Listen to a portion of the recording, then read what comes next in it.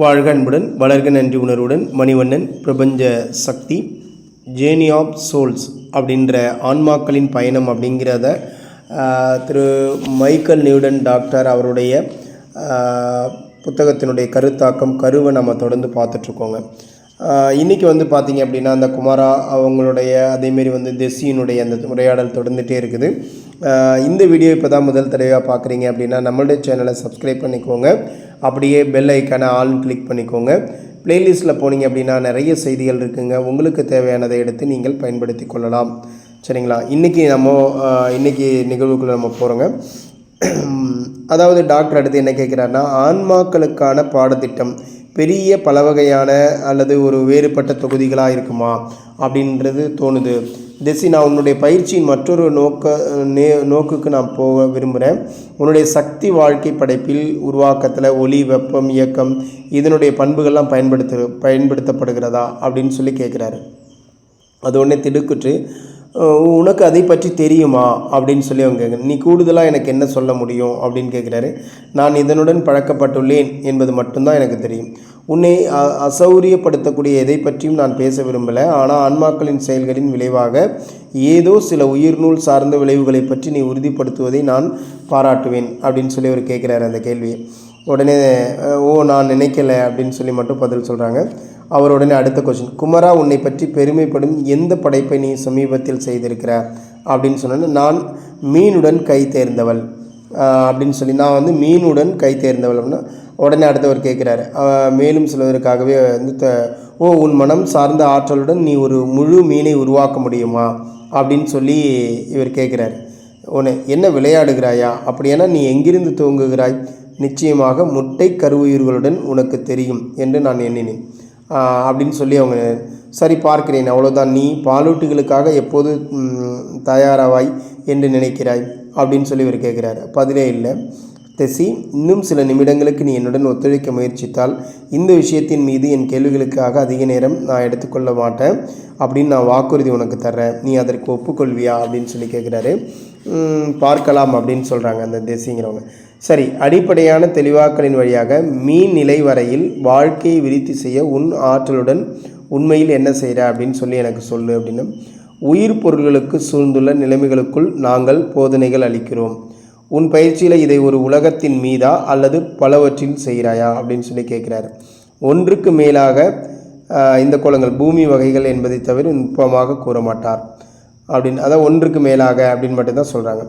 எந்த வகையான சூழ்நிலையில் தற்போது வேலை செய்து கொண்டிருக்கிற அப்படின்னு சொல்லி கேட்குறாரு. கடல்களில். கடற்பாசி வகை, பிளாக் டன் போன்ற அடிப்படையான கடல் வாழ்க்கையுடனா நான் துவங்கிய போது நான் ஆரம்பித்தப்ப அங்கே தான். மீன் முட்டை கருவுயிர்களுடன் வேலை செய்வதற்கு முன்னர் என்று நீ கூறுகிறாயா?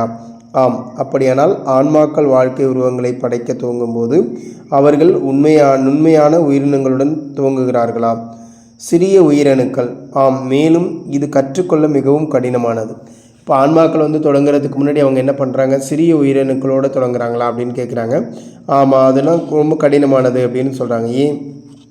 வாழ்க்கையின் உயிரணுக்கள் நாம் அதை அணு திறன்மன்களை, அதாவது மாலிகுல்ஸ் சின்னதாக இருக்கும் இல்லையா, அதை மாற்றி இயக்க முடியாவிட்டால் நம் கற்றல் கைதேர்ந்ததாக முடியாது. நம்மளால் அந்த கற்றல் கைதேர்ந்தமாக இருக்க மாட்டோம் அப்படின்னு சொல்கிறாங்க. அப்படியானால் உன் ஆற்றலின் போக்கால் வாழ்க்கையினுடைய அடிப்படையான அணுத்திறன்ம தனி பொருள்களை கலந்து நீ உண்மையாக புதிய ரசாயன பல பொருட்கள் கூட்டுகளை தயாரிக்கிறியா அப்படின்னு சொல்லி கேட்குறாரு. ஆமாம் அப்படின்னு சொல்லி தலையசைக்கிறாங்க. நீ இன்னும் தெளிவாக இருக்க முடியுமா? முடியாது, என்னால் முடியாது. நான் முயற்சி செய்து இதை சுருக்கி கூறுகிறேன். தயவுசெய்து தவறான பாதையில் இருக்கிறேனா என்று என்னிடம் சொல். வாழ்க்கையை உருவாக்குவதில் உண்மையாக வல்லுநராக ஆகும் ஆன்மா உயிரணுக்களை பிரிக்க முடியும். டிஎன்ஏ அறிகுறிகளை அளிக்க முடியும்.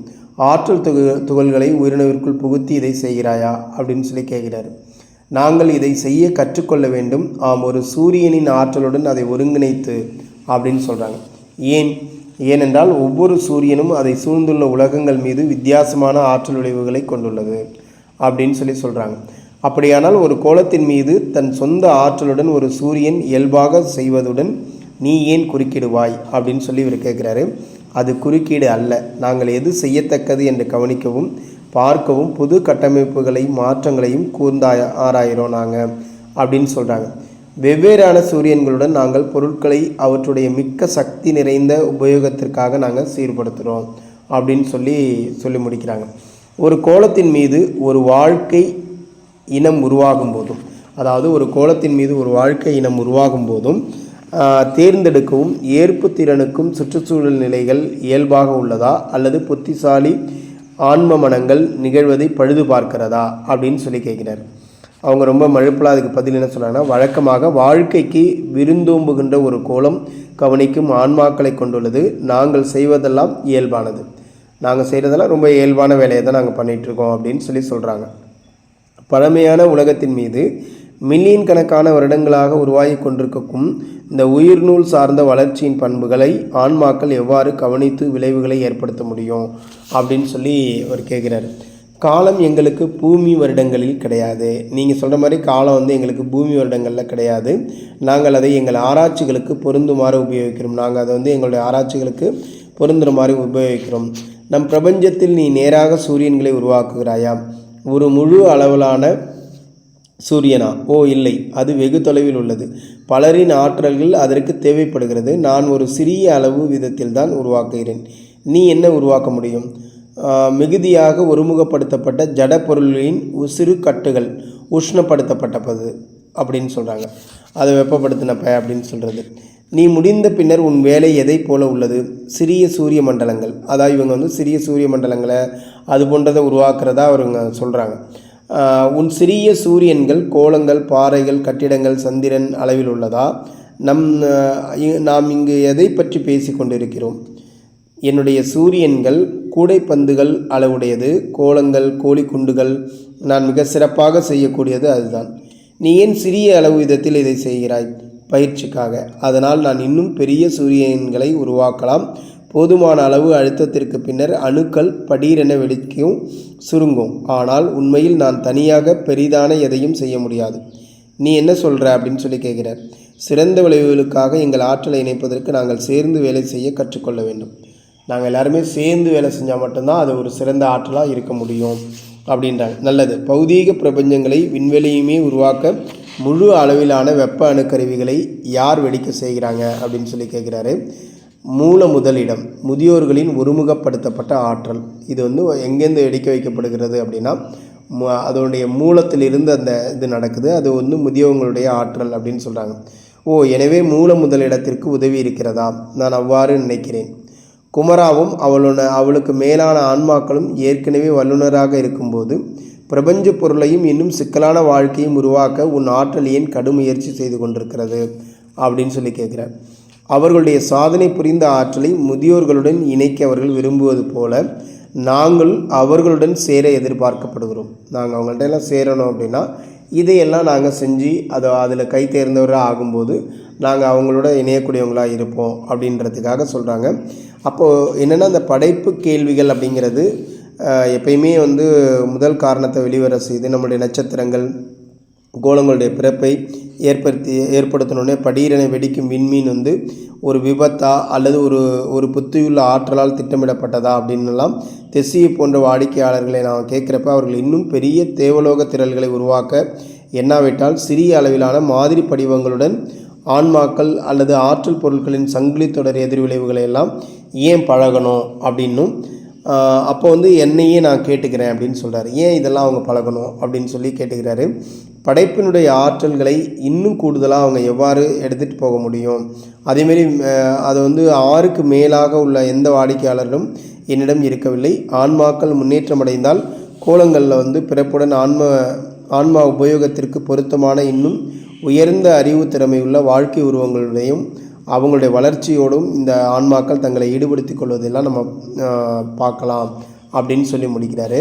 அதேமாரி பார்த்திங்கன்னா குறைந்த அளவு முழு நிறைவான ஆன்மாக்கள் படைப்புகளோடு ஏன் இணைக்கப்பட்டிருக்கிறாங்க அப்படின்னு நம்ம யோசிச்சு பார்த்தோம்னா அதுக்கு பிறகு தான் நான் இந்த மாதிரி ஒரு முடிவுக்கு வர்றேன். என்ன அப்படின்னா அறிவுள்ள வாழ்க்கையின் இன்னும் தாழ்ந்த உருவங்களின் வளர்ச்சியில் இருக்கக்கூடிய எல்லா ஆன்மாக்களும் பங்கேற்க இங்கே வாய்ப்பு கொடுக்கப்படுது.